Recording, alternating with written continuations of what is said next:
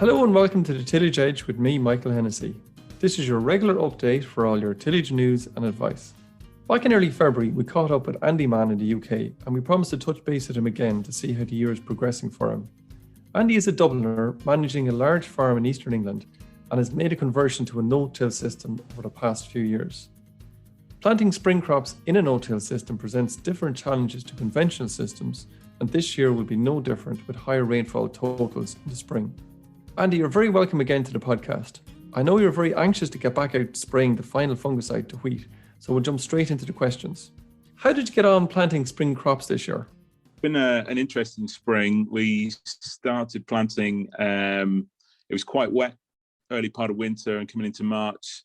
We normally look to start drilling anytime sort of March onwards. It was probably near into the first week of April before we got going. We had spring wheat, spring oats and a bit of spring linseed to drill, and it went from wet to dry pretty much within 48 hours.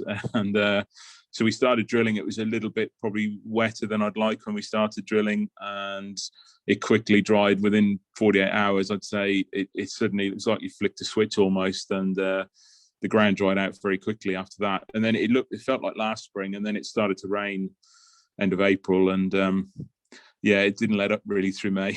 We had a lot of rain in May over here. Yeah, well, very similar here in Ireland as well. And in your system that you're in, and I suppose, look, even when we look across Ireland at the moment, we had a lot of rain, and there's a lot of spring barley crops in particular in all systems, in fairness, and plough as much as anything else. They're gone all sorts of shades of green. How did your min-till spring crops stand up to that kind of rain? I mean, hindsight's a wonderful thing, Michael. And I was just saying the other day, if I'd known it was going to be as wet, it had every indication that it was going to be like the last sort of 2 or 3 years where we've had a very dry spring. And I planted with a disc drill. If I'd known it was going to be as wet, I probably would have planted with the tine drill. That just gives a bit more drainage. It leaves it a little bit more open, not quite as packed down. So obviously doesn't conserve moisture as well. But you know, hindsight's a wonderful thing. But I'd say, yeah, we our spring crops on the kind of ground, they look okay, they look fine, they grew away. The cold temperatures held them back a bit in April. We had a lot of frost right into the first week of May. We were getting frost over here, and that probably had more of an influence. And some of the wetter fields that they did sit wet, and that's definitely impacted yields.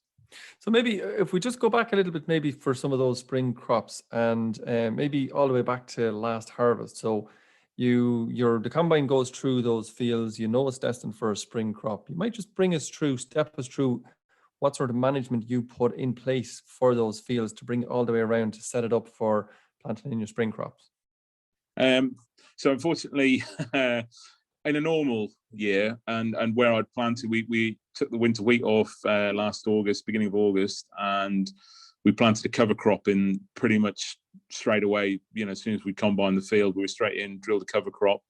That got away really nicely. We put a small bit of fertilizer on there and just shut the gate on it really.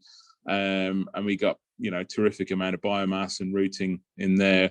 And that drilled absolutely beautifully. The drill sailed through there, and we've got spring oats in there, and they look a really good crop of spring oats, to be fair. What was less good, I suppose, was where we've ended up drilling spring crops again, where we just it started to rain last October, and we didn't get anything on the ground, so no cover crops drilled, and we're just going straight into stubble this spring with spring wheat again. And those crops definitely don't look as good. Even where the less green matter that was there over winter, the worse the spring crop is. I'd almost say there's a correlation there between the two. So, cover cropping is really important, I think, in our system. In terms of the cover crops that you plant, do you design, if you like, a specific cover crop for spring crops in the following year? So I tend to use multi-species cover crops. Anything up to 8 or 9 different seeds in there. I don't tend to put any cereals or any grass as much in the cover crop, because it tends to be volunteer cereals growing in there anyway. I like linseed, phacelia, buckwheat. You get a good sort of a lot of seed for your money with those. They're the bases, and then probably a little bit of maybe stubble turnips if we're going to graze them over winter. If we're going to graze them, I'll drop out the buckwheat. Sheep don't like buckwheat. But yeah, sunflowers. It just depends on what we're aiming. But yeah, I've got a couple of different mixes. I've got a seed supplier that can pretty much mix up anything I want. I give him a price and you know what the sort of basic components and ask him to suggest. We'll put clover in there as well usually. So yeah, it'll be usually on average probably 5 or 6 different species in the cover crop and about. What sort of timing, Andy, do you burn those off then in before the spring crop? So usually about a month beforehand, I'll run through with Roundup. Sometimes the frost. This year we had, as I said, frost all through April, and that pretty much did the job for me. So yeah, I tend to try and run through maybe a month beforehand and burn them off. And then when you look at that system in comparison to maybe conventional systems of your neighbours, how much later, or are you around the same time maybe, planting your spring crops? This was one of the there was 10 golden rules really for no-till, and one of those golden rules is that you start 2 weeks earlier in the autumn and you start 2 weeks later in the spring drilling. And so yeah, I tend to be perhaps a little bit later. Although this year I wouldn't say, I probably started about the same time as a lot of my neighbours around here on the sort of heavier clay. And then with all that cover crop coming through, obviously there's a potential for pest issues, slugs and aphids. Do you see that, or do you think that's maybe any worse now than it might have been in the past when you were more a conventional system? Certainly, aphids haven't been a problem this year, and that might be more due to the late frosts that we had through April. Slugs as well. I wouldn't say slugs are any more of an issue. We've got a good lot of natural predators, I think, with the beetles. I don't tend to grow brassicas. Seem to attract the slugs, and I don't tend to grow an awful lot of brassicas. There's a little bit of mustard in the cover crops, but not huge amounts. And I think since we stopped growing oilseed rape, our slug numbers have dropped off a wee bit. So, okay, yeah, I wouldn't say it's any worse. We're not any worse than a conventional system for pest pressure. Okay, I actually forgot to ask you a question about starting in the spring. Do you have any sort of guides that help you to when you're going to start, or is it more a case of just bring out your spade and dig around and have a look? Like, is there moisture meters or temperature meters or things like that? Do you have a key temperature in soil before you start or anything like that? Usually like to see it sort of 8 degrees and rising for temperature wise, and it's just knowing your fields and knowing your farm. Really, you kind of know where the kind of fields are where you might get started first and have a walk across them and see how wet they are, have a little dig, and you know, if they're a goer, we'll make a start, sort of thing. Okay. And then maybe the last one then, just in terms of sort of some of the management then of those spring crops in that system, in terms of weed control, have you changed your approach in terms of how you control weeds in those crops? And the spring crops, not particularly. No, it wouldn't vary wildly to a conventional. We spray off with Roundup prior to drilling, so we get a good kill. Obviously we're looking, blackgrass is the main weed pressure for us, so we're looking to get a good kill of blackgrass prior to drilling. I don't like to spray more than one Roundup in the rotation, or once a year on those fields if I can. But there has been one case this year where I've had to go back through a couple of fields and give them another dose of Roundup pre-drilling because we had another flush of blackgrass. Don't tend to apply pre-em. I rely on the crop getting away fairly quickly and smothering the weeds, and then it's, you know, a fairly typical cleanup for, you know, with Phloxapire and an SU, sort of broad brush for broadleaf weeds. Okay. And I suppose slightly different maybe this year, as you mentioned already before, the fact that you maybe had more rain than you anticipated maybe in May, but in a general kind of scenario where you, in a more normal year, let's just say it that way, do you think your zero till helps you conserve moisture and support higher yields? Almost certainly. I last year was probably quite a good example over here. There, you know, we had no rain for 6 weeks after drilling, and our crops flew away, and they looked pretty good. I put fertilizer down just prior to drilling, so we drilled the fertilizer in, if you like, and I think that helped as well. And yeah, there's no doubt about it. It definitely conserves moisture, and you know, our crops are very even and get away quite nicely. This year, I think it's slightly different. Like I said, I think it was so wet post drilling again that you know, that stalled things a wee bit. So Okay, and you mentioned I think it's a horizon drill that you have, which is a disc drill that goes at a bit of an angle, I think. Very similar to, I suppose, maybe some of the Weaver drills and things like that. In terms of on a dry season, is there any sort of an issue with those where the seed is actually placed by the disc, the slot, if you like, opening up and creating any problems, or is that's neither here nor there? It just doesn't look great, but it's actually fine. Certainly, it's not something I experienced with the Horizon because it's got so the disc coulter goes at one angle, and then there's a closing wheel coming at the opposite angle, so it sort of opens the slit on one way, and then there's another wheel coming behind that shuts it the other way. So we don't tend to see that. Where you see slots opening is usually with vertical disc drills, like a John Deere 750A. It always, I have to admit, I've never used a John Deere drill with a vertical disc, but I have seen it where the slots have opened up behind it, but the crop does still seem to grow okay. But certainly we don't see the slots opening up behind the Horizon once it packs it. We have to be quite careful, actually, that we don't seal it shut too tight. Actually, that can be more of an issue for us with that drill. Okay, because there's so much weight coming in that second packer wheel, is it? Yeah, it's just that if you run it at too aggressive an angle, it can really shut the lid on it quite tight. And if it rains down on it hard, particularly on small seeds, I think we've suffered where I've drilled some environmental mixes with a lot of very small seeds. I'm pretty sure that might be the problem, that it just packed it in too tight. Okay.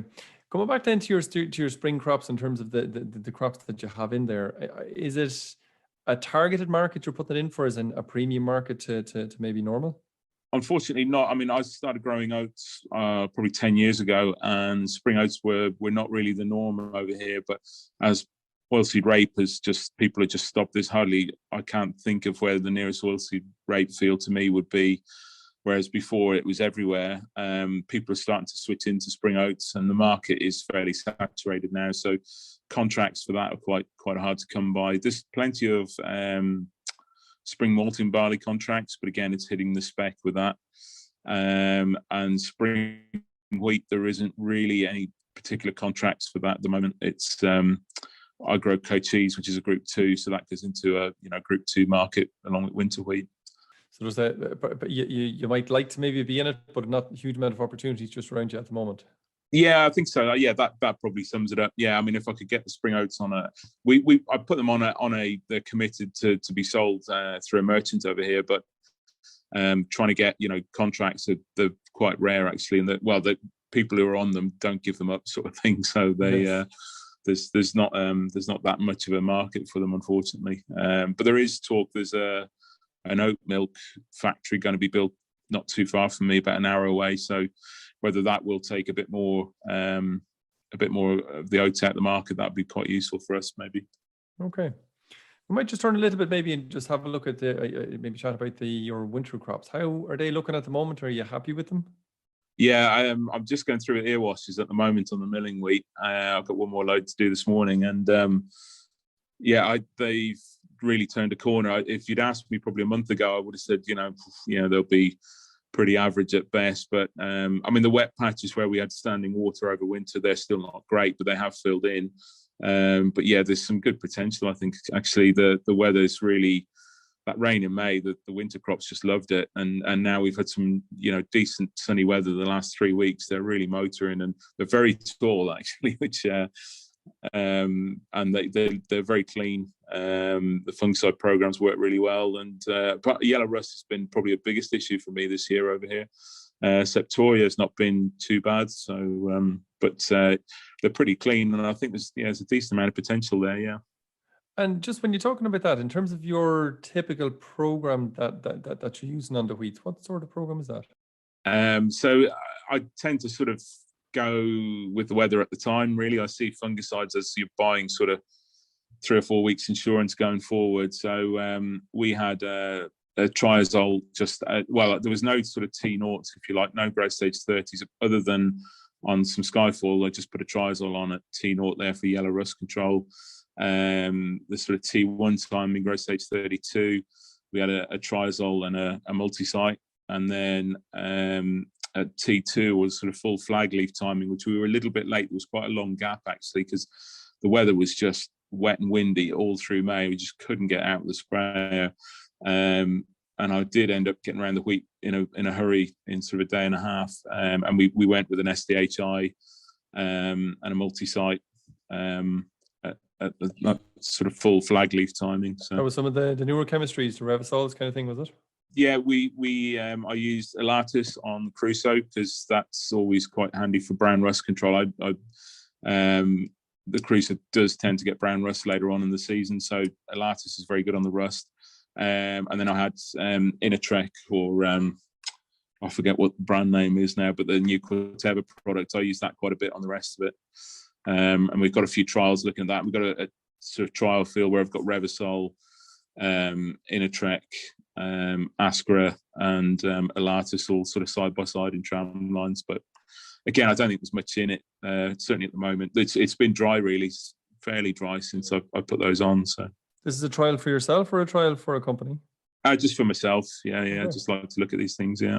I think that's excellent that every farmer should be doing a little bit of that on his own farm just to see how it kind of works out. Confirm suspicions or not, as the case may be. Yeah, absolutely. Andy, I just wanted to ask you maybe a final question.